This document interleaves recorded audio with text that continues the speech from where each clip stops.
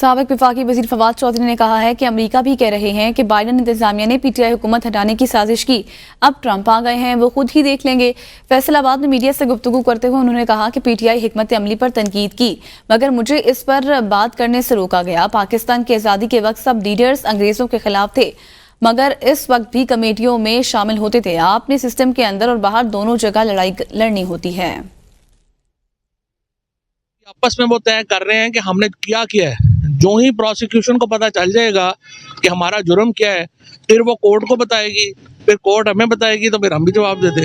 ابھی تک تو نہیں پتا کہ کیا کیا۔ لیکن نا احتجاج تو خیر حق ہے، احتجاج تو بڑا ہونا چاہیے۔ مسئلہ صرف یہی ہے کہ بڑا احتجاج کیوں نہیں ہو رہا، اور وہ ظاہر ہے پی ٹی آئی کے اوپر تھوڑی میری ہے ریزرویشن، لیکن اب چونکہ خان صاحب نے کہا ہے کہ نہیں کوئی بات کرنی، تو اب ہم نہیں کر رہے۔ دھڑا کیا ہے؟ عمران خان ہی ہے، باقی کیا دھڑے؟ عمران خان ہی ہے سب کچھ۔ تحریک انصاف کے رہنما اسد کیسر کا کہنا ہے کہ جیسے ہی ہم اڈیالہ جیل کے قریب پہنچے تو جیل جانے والے راستے بند کر دیے گئے۔ عدالت نے ہمیں ملاقات کی اجازت دے دی، اس کے باوجود ہمارے راستے روکے جا رہے ہیں۔